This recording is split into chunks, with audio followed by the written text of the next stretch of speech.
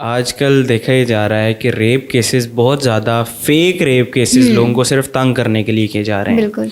क्योंकि एक major offence है, इसकी सज़ा भी ज़्यादा है। सबसे ज़्यादा ये चीज़ लॉ के अंदर देखी गई है कि अगर कोई ऑफेंस है जिसको इल्ज़ाम लगाना आसान है और डिफेंड उसको करना बहुत मुश्किल है। अब रेप के केसेस में अगर किसी बंदे के ऊपर रेप का केस, फेक रेप का केस कर दिया गया है तो वो उस बंदे के लिए भी डिफेंड करना बहुत मुश्किल हो जाएगा। क्योंकि हमारा लॉ ये नहीं कहता कि जिस बंदे ने एक्ट किया है वो ये बताए कि उसने ये एक्ट किया है। हमारा लॉ ये कहता है कि अगर किसी बंदे ने क्राइम किया है तो प्रोसिक्यूशन ये प्रूव करेगी कि उस बंदे ने क्राइम किया है। लेकिन आजकल जदीद दौर है, डिजिटल दौर है, बेशुमार चीज़ें ऐसी क्रिएट की जा सकती हैं जिससे अगले बंदे को आप फंसा सकते हैं, आप कह सकते हैं कि इस बंदे ने ऑफेंस किया है। तो जो रेप के केसेस हैं, आजकल बहुत ज़्यादा रेप केसेस हो रहे हैं, उनको डिफेंड करना बेहद मुश्किल है। लेकिन अगर किसी शख्स के ऊपर फेक रेप केस डाल दिया गया है तो उसके पास 2-3 काम है करने के लिए। लॉ इसमें कोई बात नहीं करता, लॉ नहीं डिफाइन कर रहा कि वो क्या करे, लेकिन ये एक प्रैक्टिकल चीज़ ये देखी जाती है कि सबसे पहला काम अगर वो करे, वो कोई अगर उसके पास एविडेंस है तो वो उसको सेफ रखे।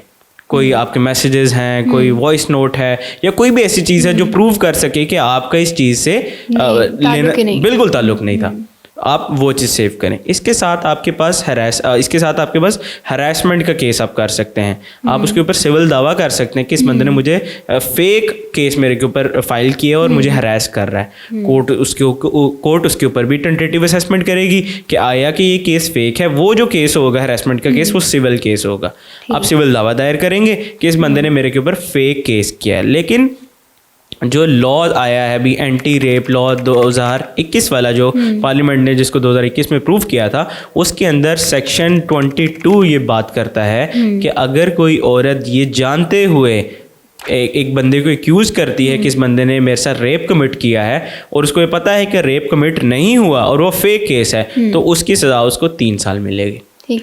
और क्या इसमें कोई डिफरेंस है कि जो आदमी के साथ रेप होता है या औरत के साथ, इन दोनों कोई अलग अलग पनिशमेंट है या सिर्फ सेम पनिशमेंट है और सेम प्रोसीजर है? देखिए, आदमी का जहाँ तक बात है, या चाइल्ड अब्यूज़ जैसे हम देखते हैं, मेल चाइल्ड अब्यूज़ की हम बात कर रहे हैं, वो सेक्शन 377 के अंदर फॉल करता है। सेक्शन 377 पीपीसी अननेचुरल लस्ट की बात करता है कि अगर कोई शख्स आदमी का रेप करता है, कोई शख्स किसी बच्चे का रेप करता है, किसी मेल बच्चे का रेप करता है, तो वो 377 के जुमरे में आएगा। वो 376 जो फीमेल के साथ रेप है उसके कॉन्टेक्स्ट में नहीं आएगा। 377 पीपीसी ये बात करता है कि अगर कोई शख्स किसी मेल बच्चे या किसी एडल्ट के साथ रेप कमिट करता है तो 377 अट्रैक्ट होगा। 376 फीमेल के साथ रेप की बात कर रहा है, वो वहाँ पे अट्रैक्ट नहीं होगा।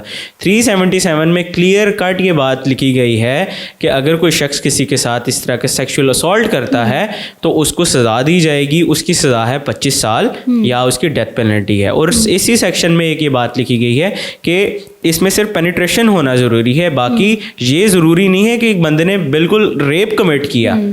अगर वो उसको सिर्फ और सिर्फ सेक्सुअली असॉल्ट करने के लिए सिर्फ उसको टच कर रहा है इस नीयत के साथ, तो वो भी इसके जुमरे में फॉल करेगा।